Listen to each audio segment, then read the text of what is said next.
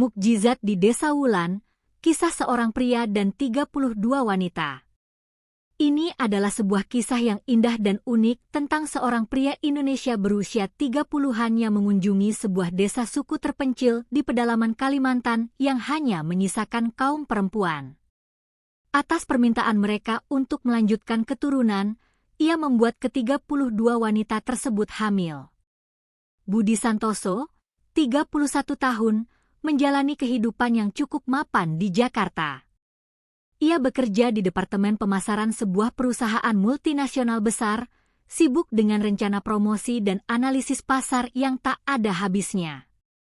Meskipun menikmati gaji dan tunjangan yang diimpikan banyak orang, suatu hari ia tiba-tiba dihantui oleh pertanyaan, apakah menjalani hidup seperti ini selamanya adalah kehidupan yang benar-benar aku inginkan?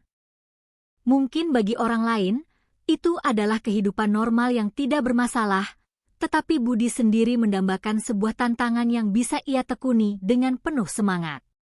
Sejak akhir usia 20-an, ia mulai gemar bepergian. Setiap liburan singkat, ia menjelajahi negara-negara tetangga di Asia Tenggara dan benar-benar tenggelam dalam kegembiraan menghadapi budaya-budaya asing. Suatu hari nanti, aku ingin menghabiskan seluruh waktuku untuk menempuh jalan yang tidak dilalui orang lain. Ketika usianya menginjak 30 tahun, mimpi itu menjadi lebih konkret. Bagaimana jika aku menemukan peluang bisnis di daerah yang benar-benar terpencil dan belum dikenal, lalu memperkenalkannya kepada dunia? Orang-orang di sekitarnya mencegahnya, menganggap itu tindakan nekat, tetapi ia akhirnya bertekad bulat. Ia mengumpulkan pesangon dan semua tabungannya. Tepat saat berusia 31 tahun, ia mengundurkan diri dari perusahaan. Awalnya ia sempat mempertimbangkan Amerika Selatan atau Afrika, tetapi saat mencari informasi tentang Indonesia, ia membaca artikel-artikel tentang suku-suku pedalaman yang masih mempertahankan tradisi kuno mereka. Ia sangat tertarik dengan suku-suku yang hidup terisolasi di dataran tinggi atau lembah-lembah terpencil di jantung Kalimantan. Di antara informasi yang beredar, ada desas-desus tentang keberadaan sebuah suku yang sama sekali tidak dikenal, yang hanya dihuni oleh perempuan. Kisah ini membangkitkan rasa penasarannya yang luar biasa. Jika tempat seperti itu benar-benar ada, bisakah aku melakukan sesuatu yang inovatif bersama mereka? Terlebih lagi, sebuah komunitas tanpa pria pastilah menyembunyikan cerita yang sangat istimewa. Pikiran itu tidak pernah lepas dari kepalanya. Akhirnya, ia menyandang ranselnya dan terbang ke Kalimantan. Setelah singgah sebentar di Pontianak, ia segera melanjutkan perjalanan ke pedalaman. Ia mengumpulkan informasi dari para backpacker yang ditemuinya di penginapan lokal atau warung kopi, serta beberapa staf LSM, lembaga swadaya masyarakat. Namun, sebagian besar dari mereka menanggapi bahwa cerita tentang desa yang hanya dihuni perempuan itu terdengar seperti legenda urban. Akan tetapi, segelintir orang berbisik, yang saya dengar, di suatu tempat di lembah terpencil di antara pegunungan, ada sebuah desa yang hampir tidak memiliki pria. Lokasi persis atau namanya, saya tidak tahu. Dengan uangnya sendiri, Budi menyewa seorang pemandu lokal dan mobil gardan ganda untuk menuju wilayah pedalaman yang liar. Ia melintasi dataran tinggi dan menembus hutan lebat selama 2 minggu, tetapi tidak menemukan apa-apa. Apakah ini hanya rumor belaka? Ketika rasa frustrasinya memuncak, seorang kakek tua di sebuah desa berkata, ada legenda bahwa dahulu kala, karena perang suku atau wabah penyakit, para pria musnah, dan hanya para wanita dari suku Wulan yang tersisa bersembunyi di kedalaman hutan. Siapa tahu mereka masih ada di sana. Arah yang ditunjuk sang kakek adalah area yang hanya ditandai samar di peta. Orang jarang sekali pergi ke sana. Jalurnya sudah dianggap putus. Mendengar itu, Budi justru berpikir, bagus, pasti di sanalah tempatnya. Ia yakin, meskipun berbahaya, aku ingin mencobanya. Sang pemandu menggelengkan kepala. Itu tempat yang bahkan saya tidak berani datangi. Bagaimana caranya ke sana? Saya hanya bisa mengantar sampai sini. Akhirnya, Budi harus melanjutkan perjalanan sebagian dengan ojek, lalu sisanya berjalan kaki menembus hutan. Dalam prosesnya, sebuah kecelakaan tak terduga terjadi. Pemandu lokal yang menemaninya terluka parah. Budi terpaksa meninggalkannya di sebuah kampung di tengah jalan dan melanjutkan perjalanan seorang diri. Ini adalah sebuah petualangan nekat yang bisa merenggut nyawanya, tetapi ia tidak berbalik. Sudah sampai sejauh ini, aku tidak bisa menyerah. Setelah berhari-hari bergerak di sepanjang lembah sungai, ia memasuki area yang benar-benar tidak ada jejak manusia.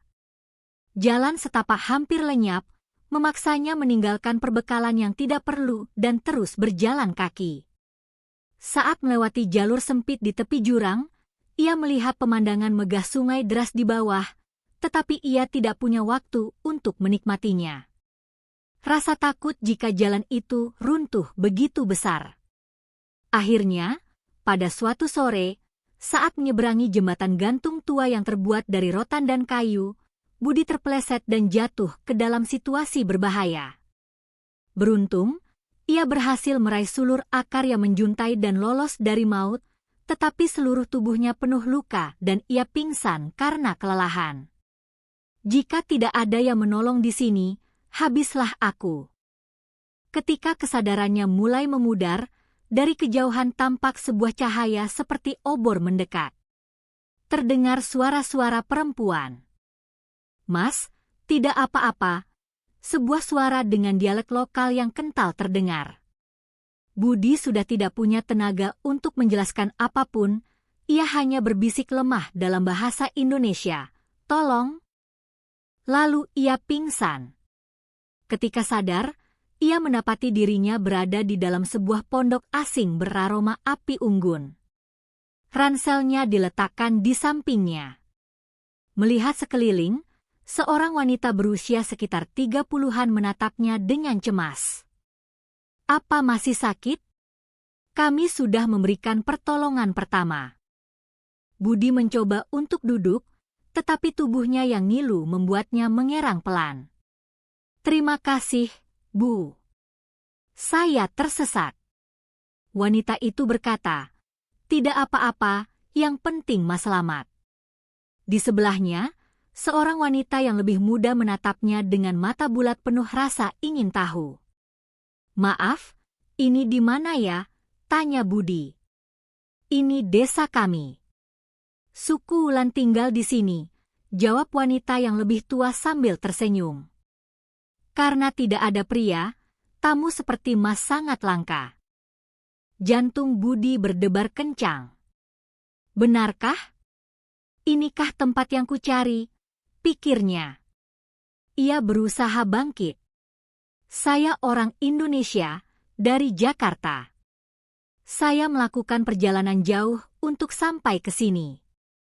Apakah kalian bisa menerima saya?" Wanita itu memiringkan kepalanya. Menurut adat kami tidak menerima pria. Tapi melihat Mas dalam bahaya, kami tidak bisa diam saja. Saya harus berdiskusi dengan ibu tetua dan yang lainnya." Malam itu, Budi yang dalam masa pemulihan diizinkan tinggal di pondok itu. Ia demam, tetapi para wanita memberinya ramuan jamu dan mengoleskan salep herbal pada lukanya. Mereka merawatnya dengan sangat baik. Syukurlah mereka orang baik. Sepertinya mereka tidak membenci pria, pikirnya. Meskipun sedikit cemas, suasananya tidak terasa memusuhi. Sebaliknya, ia merasakan tatapan-tatapan penasaran yang aneh. Keesokan harinya, ketika kondisinya sedikit membaik, Budi bertemu dengan Ibu Ratna, wanita berusia 40-an yang menjadi tetua dan perwakilan desa. Ibu Ratna menjelaskan bahwa saat ini, desa itu hanya dihuni oleh 32 wanita dengan usia berkisar dari 20 hingga akhir 40-an. Mereka adalah keturunan suku Wulan, tetapi karena berbagai alasan di masa lalu, semua pria tewas dalam konflik atau pergi merantau ke kota dan tidak pernah kembali, hanya para wanita yang tersisa untuk menjaga tanah leluhur mereka. Sudah lama kami tidak lagi percaya pada laki-laki dan hampir memutuskan semua hubungan dengan dunia luar. Tapi karena Mas terluka dan tersesat, kami memutuskan bertanggung jawab untuk merawatmu, kata Ibu Ratna. Terima kasih, Bu, jawab Budi. Sebenarnya, saya sengaja mencari desa ini. Saya dengar ada suku istimewa di mana para wanita hidup mandiri tanpa pria. Saya datang karena penasaran dan juga untuk mencari peluang bisnis. Saya mengalami kecelakaan di jalan, tapi syukurlah akhirnya sampai juga. Peluang bisnis apa maksudmu? Tanya Ibu Ratna. Budi menjelaskan, hasil bumi, tanaman obat, dan kain tenun yang dihasilkan di sini bisa menghasilkan keuntungan jika dijual di kota atau ke luar negeri. Tapi saya yakin kalian kesulitan karena akses jalan yang tidak ada dan kurangnya komunikasi dengan dunia luar. Saya bisa membantu di bagian itu, mendirikan sebuah koperasi, dan mencoba memasarkannya. Tentu saja, jika kalian mau. Saya punya sedikit pengalaman dalam pemasaran dan jaringan pasar. Para wanita di desa itu berbisik-bisik. Koperasi pernah dengar. Hidup tanpa laki-laki membuat kami tidak berani bermimpi untuk melakukan perdagangan besar. Jangan-jangan dia mau memanfaatkan kita untuk mencari uang. Suara-suara penuh kecurigaan pun terdengar. Budi mencoba meyakinkan mereka, tidak, saya berjanji akan melakukannya secara adil dan membagi keuntungan dengan kalian semua. Saya bisa membantu dengan menjualnya secara online melalui media sosial dan mencari cara untuk ekspor. Anggap saja kita menjadi mitra. Setelah semalaman bermusyawarah, sebagian besar wanita setuju untuk mencobanya. Bagaimanapun, jika terus begini, desa kita tidak punya masa depan, simpul Ibu Ratna. Selama Mas tinggal di sini, mari kita coba belajar mengelola koperasi dan menjual produk kita. Namun, beberapa wanita masih waspada, tidak tahu masalah apa yang akan timbul dengan adanya seorang pria di desa mereka. Beberapa hari setelah Budi mulai mengorganisir koperasi, suasana di desa mulai berubah. Ia memeriksa produksi umbi-umbian, jamu, dan kain tenun, lalu mengusulkan cara-cara untuk mengelola gudang dan persediaan. Para wanita terkejut. Kami tidak pernah berpikir sejauh itu, kami hanya memproduksi secukupnya untuk diri kami sendiri. Mereka memutuskan untuk mencoba mencatat hasil panen untuk didistribusikan bersama. Lebih jauh lagi, untuk membawa jamu berkualitas tinggi ke pasar luar, Budi berencana pergi ke kota-kota terdekat. Beberapa wanita mengajukan diri sebagai penerjemah dan pemandu. Di antara mereka, para wanita muda yang antusias meminta untuk diajari. Kami juga ingin mencoba belajar. Dalam proses ini, terasa bahwa para wanita perlahan-lahan mendekati Budi secara lebih alami. Gadis-gadis berusia awal 20-an sering menggodanya, baru pertama kali lihat laki-laki di sini, jadi terasa aneh. Sementara wanita berusia 30-an menunjukkan simpati yang lebih tulus. Kami belum pernah bekerja dengan pria seperti ini. Beberapa wanita berusia 40-an berkata bahwa mereka sudah hidup terlalu lama tanpa pria, tanpa anak, dan pernah pesimis apakah mereka akan hidup seperti ini sampai mati.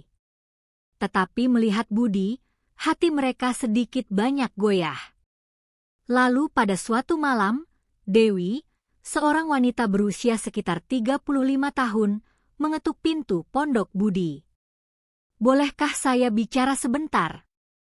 Setelah masuk, ia mengaku, sebenarnya, karena kami hidup tanpa pria, kami tidak bisa punya anak. Kekhawatiran bahwa populasi akan menurun dan desa akan segera lenyap semakin besar. Tapi sejak Mas datang, semua orang merasakan harapan. Ketika Budi menjawab, "Ah, ya, saya pernah dengar cerita itu," Dewi menambahkan, "Mas tahu kan, kami perlu bereproduksi? Tapi untuk mengusulkannya secara resmi, kami masih agak ragu." Maknanya sangat jelas. Mereka ingin punya anak, tetapi tidak ada pria. Bisakah Anda mengambil peran itu? Pikiran Budi menjadi rumit. Benarkah sebanyak itu yang ingin hamil? Dewi berkata, "Hampir semua wanita di desa kami menginginkannya. Tapi karena baru mengenal Mas, kami masih berhati-hati. Saya sendiri sangat ingin punya anak. Usia saya sudah 35 tahun, saya pikir jika lebih lama lagi akan sulit untuk hamil." Budi ragu-ragu. "Ini cukup berat. Tapi jika kalian semua benar-benar menginginkannya dan ada kesepakatan bersama, saya bisa membantu. Namun, kehamilan kolektif seperti ini." "Tolong tunggu sebentar," kata Dewi. "Saya akan bicarakan dengan yang lain. Jika kesepakatan tercapai, kami akan secara resmi memintanya pada Mas. Tidak ada paksaan sama sekali." Lalu ia kembali. Beberapa hari kemudian, sebuah musyawarah desa diadakan. Awalnya untuk membahas operasional koperasi dan jadwal panen, tetapi tiba-tiba topiknya beralih ke, di masa depan, apa yang akan kita lakukan untuk meningkatkan populasi desa? Banyak wanita bertukar pendapat. Tanpa anak, tidak ada masa depan. Kalaupun kita menerima pria dari luar, kemungkinan mereka tidak mau menetap sangat besar. Lalu sebuah gagasan berani dilontarkan. Bukankah di sini ada Mas Budi Santoso, seorang pria dari luar? Terlebih lagi, dia bekerja sebagai ketua koperasi kita dan telah mendapatkan kepercayaan. Bisakah dia membantu kita memiliki anak? Budi terkejut dan ragu-ragu. Ini agak mendadak. Tapi jika kalian semua benar-benar mau. Sebagian besar wanita bersikeras, kami mau. Itu perlu untuk membangun kembali desa dan melestarikan populasi kami. Beberapa mengusulkan, tapi tidak semua ingin hamil, kan? Mungkin hanya yang bersedia saja. Yang lain khawatir, di antara kita, yang berusia pertengahan hingga akhir 40-an mungkin sudah sulit. Sementara itu, hampir semua yang berusia 20-an dan 30-an setuju. Akhirnya, mereka mencapai kesepakatan. Dari total 32 wanita, sekitar 20 orang yang berada di usia subur dan bersedia, akan diatur gilirannya untuk mencoba hamil dengan Budi. Ketika anak itu lahir, semua akan membesarkannya bersama-sama dengan semangat gotong royong. Bahkan jika Budi pergi, desa akan bertanggung jawab penuh atas anak dan ibunya. Namun, jika memungkinkan, mereka berharap ia akan terus tinggal di desa. Budi merasa bingung, tetapi di sisi lain, pemikiran bahwa ia bisa memainkan peran penting dalam menyelamatkan komunitas ini memberinya rasa tanggung jawab dan sentuhan emosional yang aneh. Apakah ini benar-benar mungkin? Aku bisa membuat banyak orang. Ia memegangi kepalanya, tetapi ketika melihat tatapan penuh harap dari para wanita, kami harus melakukannya. Jika Mas tidak mau, ya sudah. Budi pun menerima. Baiklah, mari kita coba. Tapi syarat utamanya adalah harus ada rasa saling hormat dan perhatian.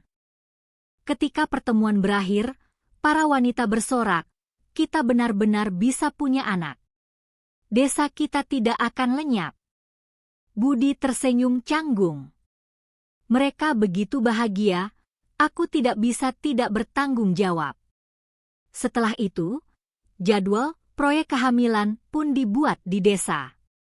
Dari 10 wanita usia 20-an, 10 wanita usia 30-an, dan 12 wanita usia 40-an, lebih dari separuh wanita usia 40-an menyatakan keinginan mereka, meskipun kemungkinan hamil mungkin rendah karena usia. Meski begitu, mereka memutuskan untuk membuka kemungkinan dan semua akan mencoba. Budi membuat jadwal bergiliran setiap minggu untuk beberapa orang agar tidak kelelahan. Para wanita tertawa dan berkata, "Kita harus memberinya gizi yang cukup dan membiarkannya istirahat. Kalau dia pingsan bagaimana?" Selama sebulan, Budi harus mengurus koperasi sambil secara bergiliran meluangkan waktu untuk para wanita menjalani hari-hari yang sangat sibuk. Tentu saja, ada wanita yang secara alami mengembangkan perasaan dan cinta, ada juga yang mendekatinya murni untuk tujuan memiliki anak. Mengelola aspek emosional cukup rumit, tetapi karena seluruh desa telah setuju dan berusaha menghilangkan kecemburuan atau pertengkaran, semuanya berjalan cukup damai. Gadis-gadis usia 20-an bercanda, "Aku masih muda, jadi mungkin akan cepat hamil," dan menikmati saat-saat manis bersama Budi. Wanita usia 30-an relatif lebih serius. "Tidak kusangka aku bisa punya anak dengan cara ini. Untung Mas datang." Beberapa wanita usia 40-an berhati-hati, khawatir, bagaimana jika usiaku yang sudah tua membuatku tidak bisa hamil? Budi menyemangati, "Jangan terlalu khawatir. Jika tidak berhasil, ya sudah. Jika berhasil, itu berkah." Mereka semua punya alasan mendesak untuk hamil. Sebuah desa yang hanya dihuni wanita tanpa anak-anak cepat atau lambat akan berakhir. Kita harus punya keturunan. Keinginan kuat itu juga menular pada Budi. Oleh karena itu, para wanita merawatnya dengan sangat baik, menyediakan makanan bergizi agar ia tidak kelelahan, dan bergiliran menyiapkan ramuan jamu atau mandi air rempah. Budi bercanda, "Situasinya memang aneh, tetapi perlakuan baik kalian membuat saya bisa berusaha semaksimal mungkin."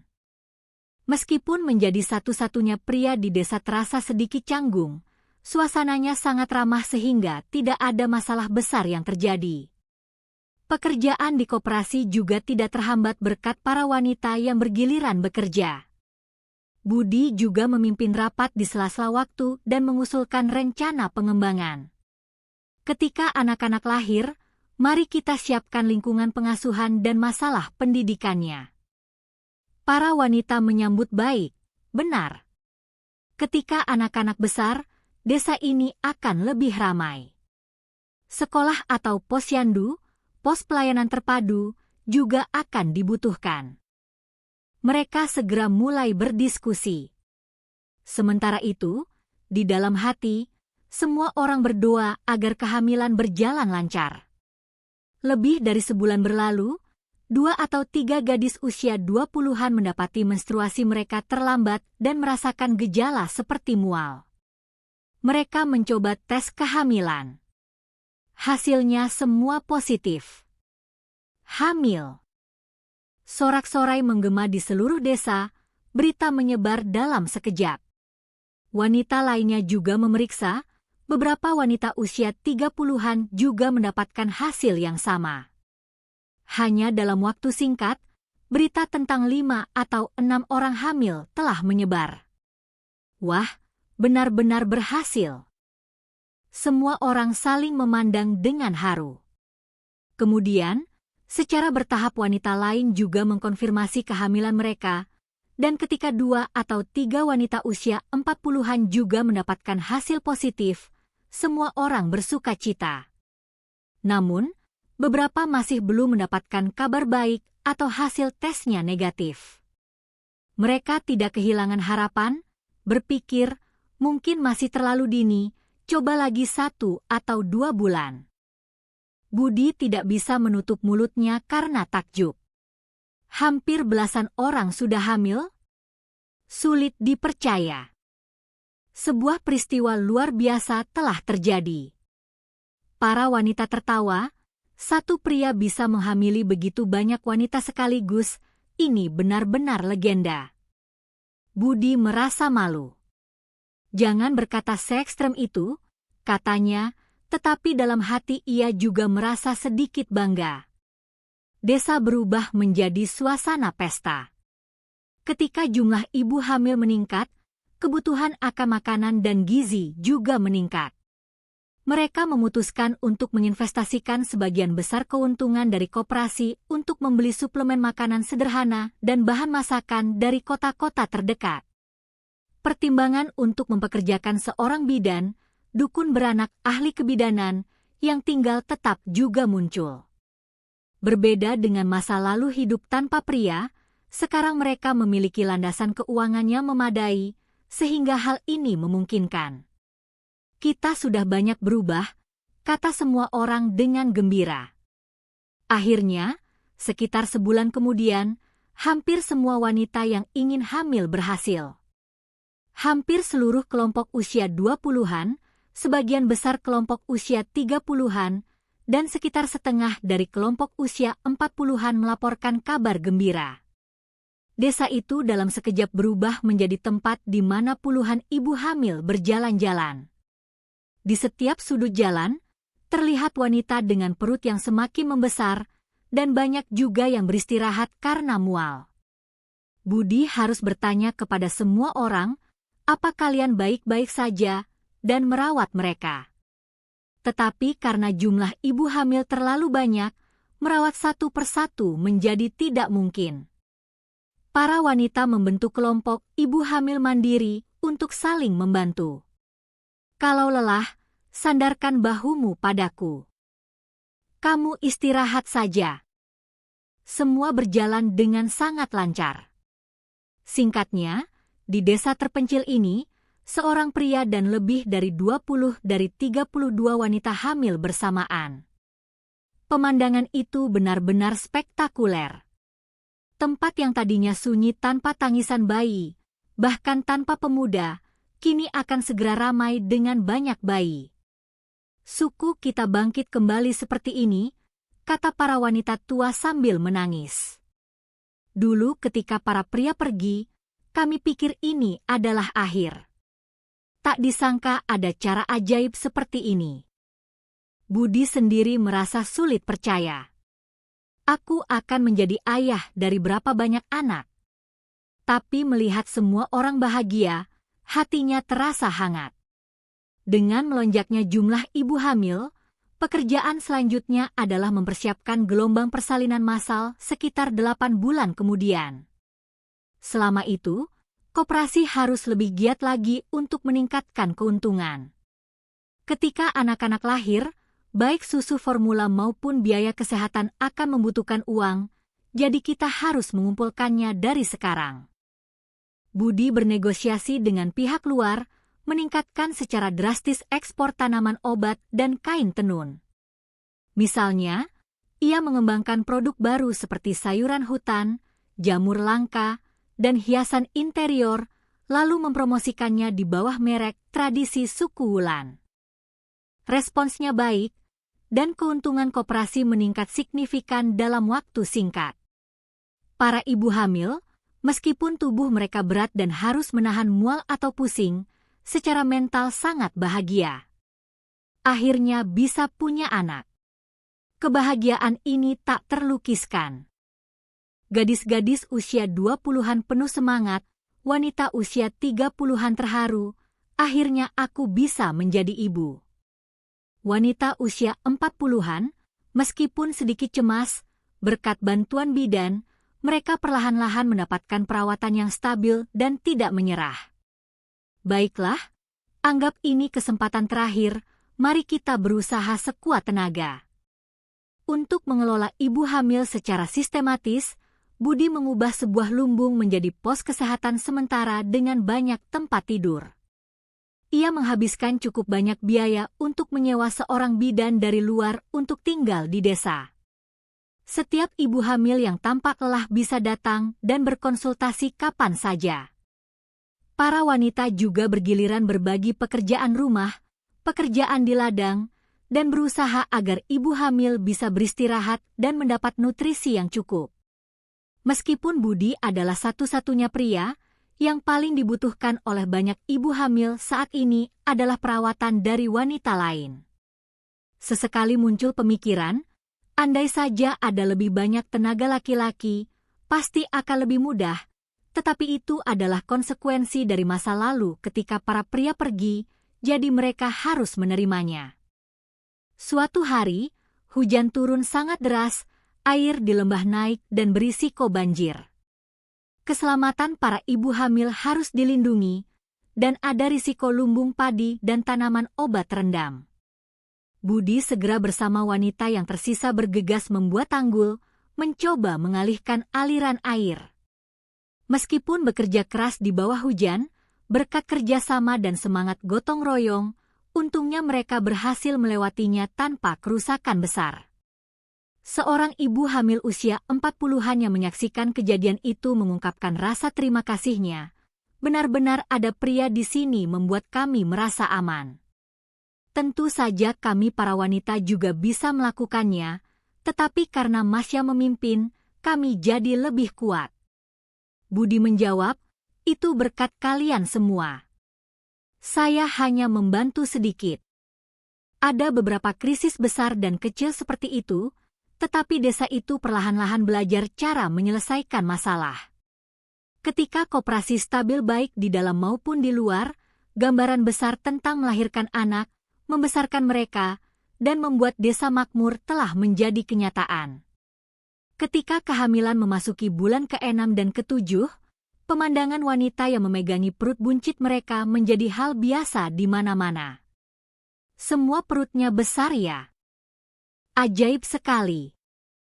Mereka tertawa sambil saling mengelus perut. Ketika Budi ada di dekat mereka, mereka bahkan menggodanya. Halo, ayah dari anakku. Ia merasa canggung dengan panggilan itu, tetapi juga merasa terharu dan hangat. Pada bulan ke-8 dan ke-9 kehamilan, bidan dan koperasi telah mempersiapkan persalinan dengan matang. Mereka mendirikan 3 rumah bersalin sementara agar bisa merespons bahkan jika beberapa persalinan terjadi bersamaan. Kekurangan tenaga kerja diatasi dengan mengundang 1 atau 2 bidan tambahan dari kota-kota terdekat. Para wanita bersama-sama belajar kelas persalinan dengan canggung dan membangun sistem agar bisa saling mengandalkan ketika perut menjadi tidak nyaman. Meskipun hanya ada Budi sebagai pria, di sini kerja sama antar wanita lebih penting. Sekitar 20 orang melahirkan bersamaan, pasti akan kacau, kata mereka, setengah bercanda setengah cemas.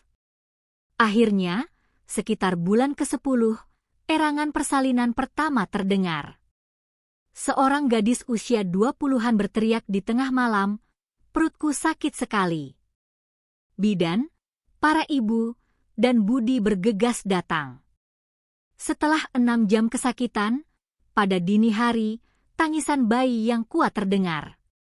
Bayinya lahir. Sehat. Seluruh desa bersorak. Hanya 2 hari kemudian, seorang wanita usia 30-an lainnya mulai merasakan kontraksi. Dan di hari lain, seorang wanita usia 40-an, setelah berjam-jam berjuang karena persalinan yang sulit, akhirnya melahirkan dengan selamat. Itu benar-benar gelombang persalinan massal. Dengan selisih waktu sekitar setengah bulan, lebih dari 20 ibu hamil melahirkan satu persatu. Ada juga hari di mana 2 orang melahirkan bersamaan. Pemandangan persalinan skala besar ini sungguh menakjubkan. Para bidan berkata, kami belum pernah mengalami kasus seperti ini. Seluruh desa melahirkan bersamaan, kami sibuk sampai tidak bisa bernapas. Wanita lain yang bergiliran merawat menangis terisak-isak. Kita punya anak. Desa ini sekarang dipenuhi kehidupan baru. Budi berada di samping para ibu, memegang tangan mereka, menyeka keringat, dan membantu mereka mengatur napas. Terkadang, ketiga rumah bersalin sementara itu penuh sesak. Dalam kegelapan, Tangisan bayi terdengar di sana-sini, seperti sebuah simfoni. Untungnya, tidak ada kecelakaan serius yang terjadi, dan semua melahirkan dengan selamat. Dua wanita usia 40-an sempat dalam bahaya, tetapi berkat penanganan tim medis yang cepat dan sigap, bayi berhasil dilahirkan dengan aman.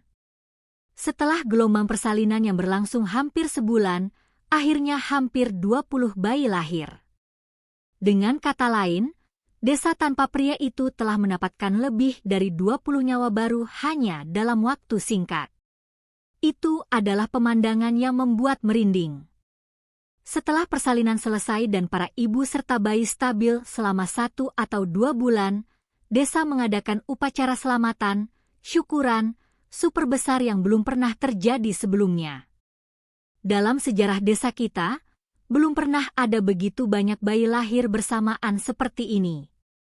Ini benar-benar mukjizat. Semua orang bersemangat. Mereka memanggang ikan dan singkong di lapangan tengah. Meskipun tidak ada minuman keras, mereka tetap bersorak dan menari tarian tradisional. Para ibu menggendong bayi mereka untuk ikut serta, tetapi karena tidak bisa terlalu lelah, wanita sehat lainnya membawakan makanan atau membantu mereka berjalan. Budi dihormati seperti seorang pahlawan. Kepala suku telah menyelamatkan kita. Seperti biasa, puncak perayaan adalah prosesi mengangkat dan melemparkan ke udara.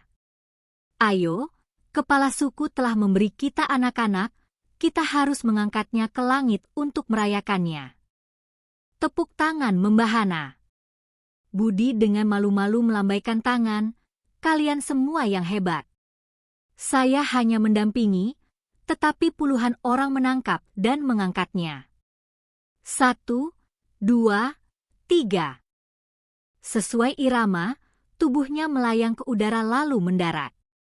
Anak-anak menatap dengan bingung, para ibu melihat pemandangan itu dan tertawa gembira.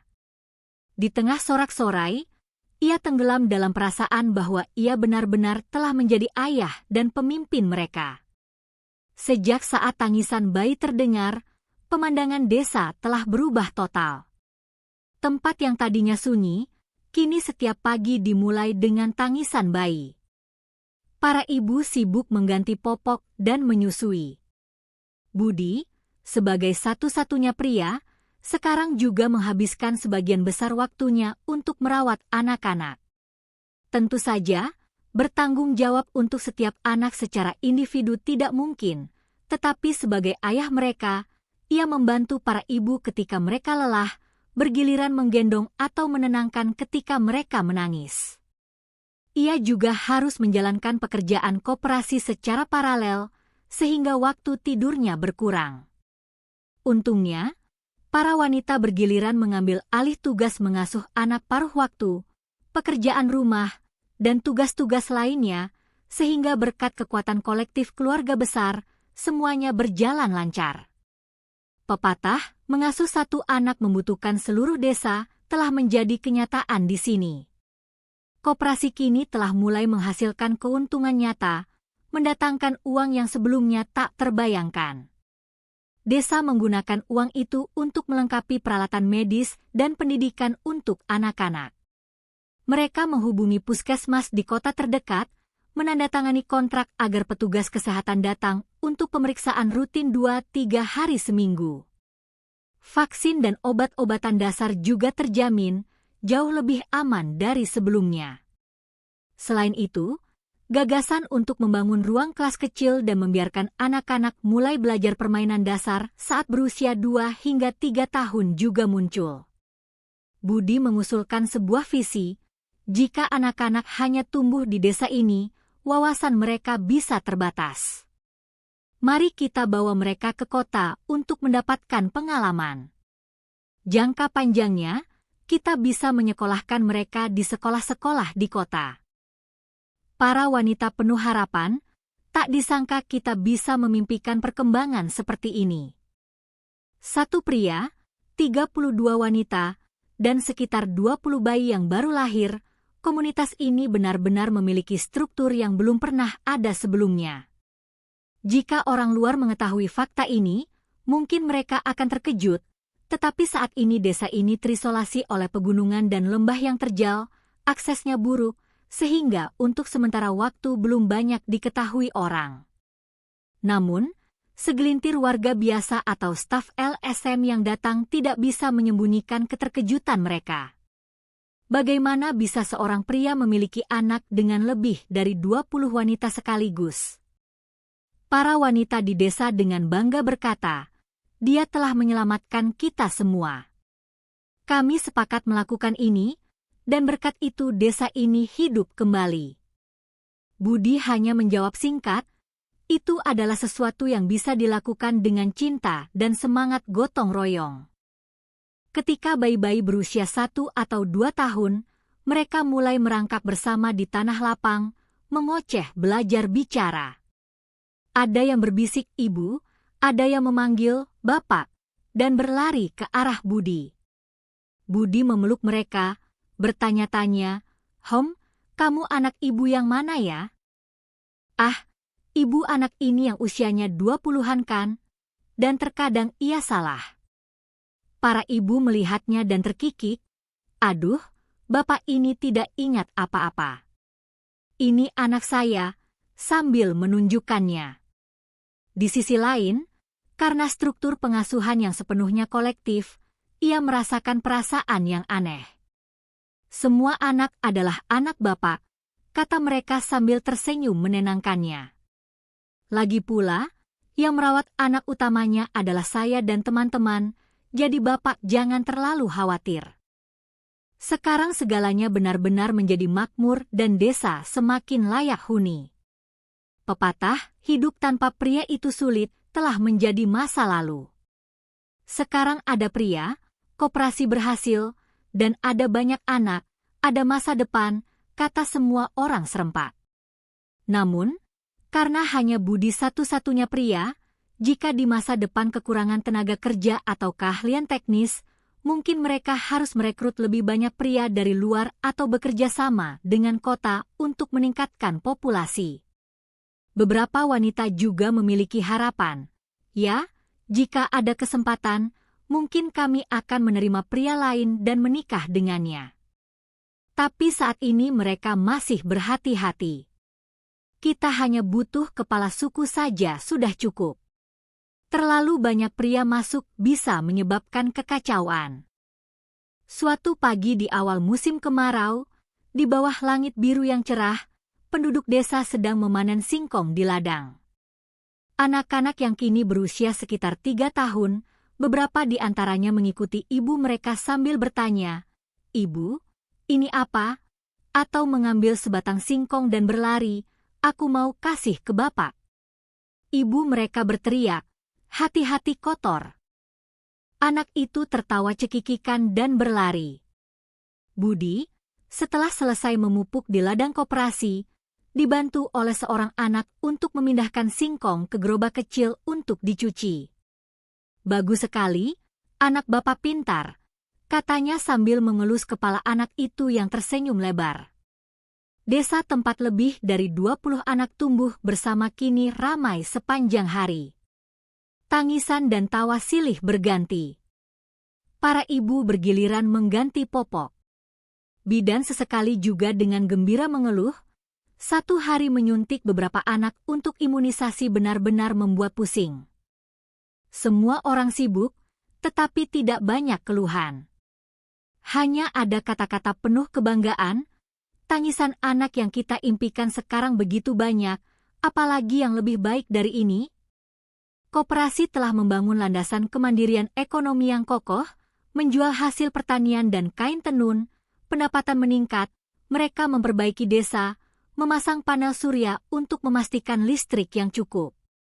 Setiap malam, lampu listrik menyala terang, anak-anak membalik-balik buku di bawah cahaya terang. Para ibu bersama Budi atau bidan mengobrol tentang permainan apa yang akan diberikan kepada anak-anak hari ini untuk mengembangkan kecerdasan mereka. 1 pria, 32 wanita, dan 20 hingga 30 anak-anak, sebuah komunitas yang luar biasa, tetapi di dalamnya penuh dengan kehangatan cinta keluarga. Suatu malam, sebuah pesta meriah kembali diadakan. Kali ini karena koperasi berhasil menandatangani kontrak tahunan dengan distributor besar di salah satu kota besar di Indonesia yang membuat pendapatan desa melonjak. Biasanya hanya perayaan sederhana, tetapi sekarang dengan adanya anak-anak, pesta menjadi sebuah perayaan besar. Mereka menyalakan api unggun besar di tanah lapang. Semua orang berkumpul, memasak, dan berbagi singkong, kacang-kacangan, dan sayuran hutan. Anak-anak berlarian, tertawa riang. Para ibu berteriak, "Hati-hati, jangan dekat-dekat api." Tetapi suasananya sangat damai. Ketika makanan sudah dibagikan, seseorang kembali berseru, "Hari ini juga harus diangkat-angkat dong." Tentu saja, tokoh utamanya adalah kepala suku, Budi. Semua orang bersorak dan dengan lembut mengangkatnya. 1, 2, 3. Tubuhnya melayang ringan ke udara lalu mendarat. Anak-anak tampak aneh melihatnya, beberapa bertepuk tangan, beberapa menangis, tetapi segera ditenangkan oleh ibu mereka. Situasi menjadi semakin meriah. Diangkat-angkat, tak terhitung bayangan melintas di benak Budi. Pertama kali datang ke sini, ia mengalami kecelakaan dan hampir mati. Di tempat tanpa pria, ia mendirikan koperasi, membangkitkan ekonomi, dan kemudian kehamilan massal. Sungguh sulit dipercaya, tetapi semuanya berhasil seperti ini. Setelah pesta, Budi berjalan-jalan di malam hari. Cahaya bulan menyinari lembah dan tebing, indah seperti lukisan. Angin bertiup sejuk. Tiba-tiba, beberapa ibu mengikutinya dari belakang, mengingatkan, kepala suku, besok harus menanam benih untuk persiapan musim hujan di ladang. Harus bangun pagi ya. Seorang wanita lain meminta, "Anak saya semalam demam, besok bisa tolong lihat bersama bidan?" Budi tersenyum dan menjawab, "Oh begitu, tentu saja. Besok pagi kita pergi bersama." Kehidupan di sini memang berat, tetapi pencapaian dan kehangatan yang didapat dari saling membantu berbeda jauh dari kenyamanan di kota. Melihat 2 atau 3 anak bermain bola di ujung desa, ia kembali berpikir, anak-anak itu juga semua anakku. Sulit dipercaya, tetapi jauh di dalam hatinya, rasa bangga membuncah. Melihat sekeliling, para ibu berusia 40-an duduk di kursi sambil menimang bayi. Para ibu berusia 20-an bermain di samping, menggendong anak-anak kecil sambil melompat-lompat. Para ibu berusia 30-an sedang mengerjakan pembukuan koperasi, tetapi begitu mendengar tangisan anak, mereka langsung berlari untuk menggendongnya. Meskipun sibuk, senyum tidak pernah pudar dari bibir mereka. Faktanya, desa ini pernah berada di ambang kepunahan karena tidak ada pria, tetapi sekarang dengan banyaknya anak-anak, mungkin di masa depan akan menjadi komunitas yang lebih besar. Dan suatu hari nanti, jika diperlukan, mungkin mereka akan menerima lebih banyak pria dari luar, menjalin hubungan dengan kota, dan benar-benar memperluas keluarga besar ini. Budi tenggelam dalam pikirannya. Hal itu sudah dan sedang dilakukan, hanya saja saat ini jika desa berubah terlalu cepat akan menimbulkan gejolak besar, sehingga mereka melakukannya dengan hati-hati. Waktu berlalu, anak-anak akan membutuhkan sekolah dasar, lalu harus memikirkan pendidikan menengah. Koperasi juga akan memperluas skalanya, memproduksi lebih banyak produk, sehingga perbaikan infrastruktur dan sistem logistik menjadi suatu keharusan. Pekerjaan yang harus dilakukan tidak ada habisnya. Ia tersenyum dalam hati, tetapi ia percaya bahwa dengan keluarga yang penuh kasih dan kebersamaan serta persatuan seluruh desa, tidak ada yang tidak mungkin.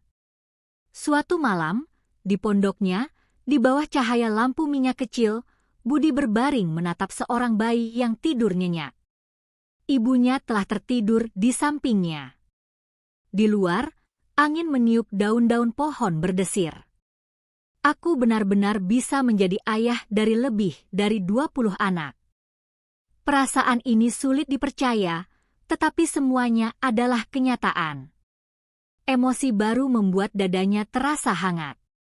Ketika pertama kali datang ke sini, ia sama sekali tidak menyangka semuanya akan menjadi seperti ini.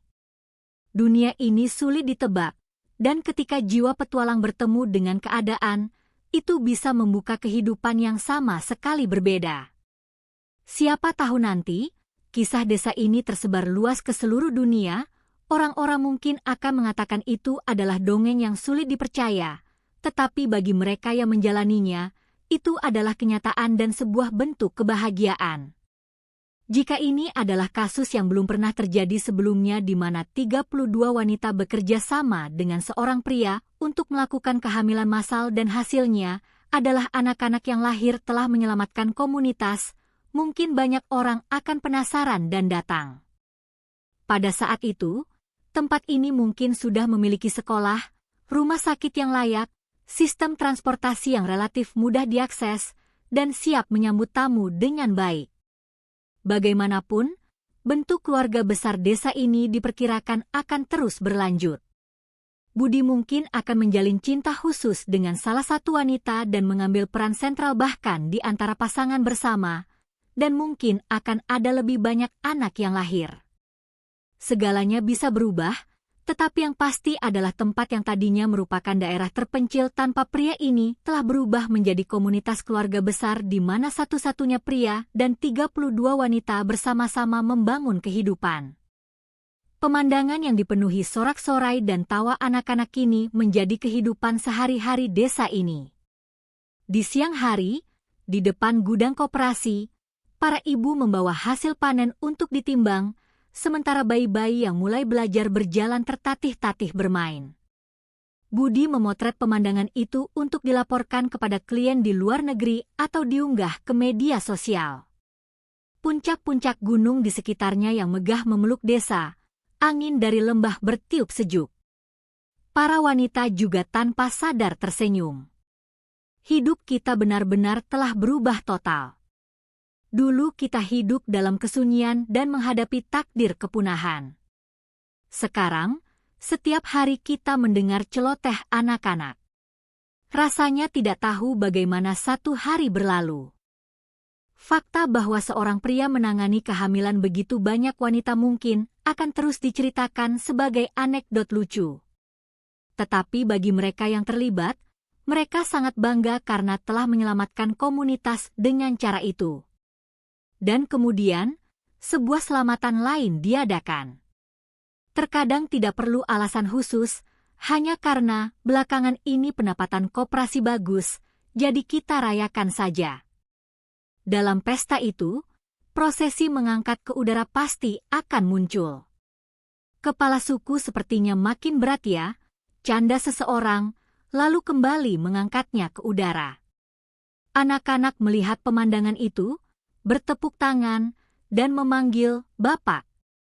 Semua ini seperti sebuah foto keluarga raksasa. Akhirnya, Budi berkata pada dirinya sendiri bahwa suatu hari nanti, ketika anak-anak dewasa dan melihat dunia yang lebih luas, ia akan menceritakan kepada mereka, kalian lahir di desa yang sangat istimewa. Hanya ada satu ayah, tetapi ada banyak sekali ibu, dan berkat itu desa ini diselamatkan. Bagaimana anak-anak akan memahaminya adalah sebuah misteri. Tetapi setidaknya, anak-anak yang tumbuh di desa ini akan merasakan dengan seluruh tubuh mereka arti dari keluarga dan komunitas. Komunitas keluarga besar suku Wulan, yang makmur berkat sorak-sorai, tawa, dan bisnis koperasi, akan terus berlanjut.